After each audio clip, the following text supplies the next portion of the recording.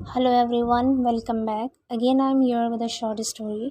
जैसा कि मैं पहले भी बता चुकी हूँ, स्टोरीज़ पढ़कर और पैराग्राफ्स पढ़कर हम किसी भी लैंग्वेज को सीख सकते हैं। इंग्लिश लैंग्वेज सीखना भी इस तरह से बहुत आसान है। ऐसे हमारी रीडिंग प्रैक्टिस भी होती है और हमारी वोकेबलरी भी इंक्रीज़ होती है और इस तरह से वर्ड्स हमारे माइंड में देर तक रहते हैं। और अगर हम इन वर्ड्स को डेली कॉन्वर्सेशन में यूज़ करें तो भूलने का चांस भी ख़त्म हो जाता है। सबसे पहले मैं इसे रीड करूँगी। ये स्टोरी एक क्रोकोडाइल यानी मगरमच्छ और एक स्कॉर्पियन यानी एक बिच्छू की दिलचस्प कहानी है। तो ठीक है, चलिए स्टार्ट करते हैं। अ crocodile and a scorpion were fast friends. Fast friends मतलब गहरे दोस्त। एक मगरमच्छ और एक बिच्छू गहरे दोस्त थे and they used to live near a river. Live means होता है रहना, यूज टू लिव मीन्स रहा करते थे, नियर अ रिवर एक नदी के पास।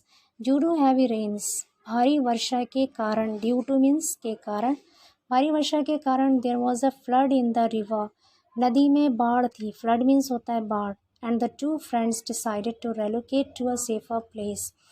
एंड द टू फ्रेंड्स और उन दोनों दोस्तों ने डिसाइडेड फैसला किया या निर्णय लिया टू रेलोकेट। रेलोकेट मीन्स होता है एक दूसरे से, एक जगह से दूसरी जगह प्रस्थान करना, जाना। To a safer place, safer means सुरक्षित, एक सुरक्षित स्थान पर जाने का फैसला किया उन दोनों दोस्तों ने।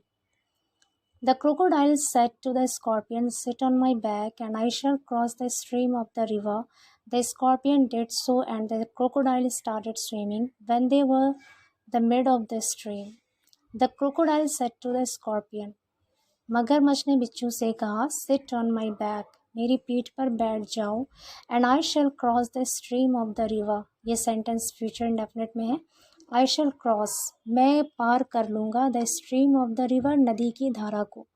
द स्कॉर्पियन डिड सो, बिच्छू ने ऐसा ही किया। सो मीन्स ऐसा ही, डिड मीन्स किया। And the crocodile started swimming, और मगरमच्छ तैरने लगा। स्विम मीन्स तैरना, स्टार्टेड स्विमिंग मीन्स तैरने लगा। When they were in the mid of the stream, जब वो लोग धारा के बीच में थे। मिड मीन्स होता है बीच में। जब वो लोग धारा के बीच में थे, the scorpion began to sting the crocodile. The crocodile said to him, you are my friend and you should not sting me. The scorpion said, it is my nature. Hearing this, कह रहे हैं the scorpion began to sting. Sting means होता है डंक मारना। बिच्छू डंक मारने लगा। began to sting means डंक मारने लगा। द क्रोकोडाइल, मगरमच्छ को। The crocodile said to him, मगरमच्छ ने उससे कहा, यू आर माई फ्रेंड, तुम मेरे दोस्त हो। And you should not sting me, और तुम्हें मुझे डंक नहीं मारना चाहिए। शुड मीन्स है चाहिए। द स्कॉर्पियन सेड, बिच्छू ने कहा, इट इज़ माई नेचर, ये मेरा स्वभाव है, मेरी फितरत है। हियरिंग दिस, यह सुनकर, the crocodile dived deep into the water, leaving the scorpion behind on the surface of water. He could not swim, so he remained in the mid of the stream and died. The scorpion got punished for his misdeed. The crocodile dived. Dive means होता है गोता लगाना, dived means गोता लगाया।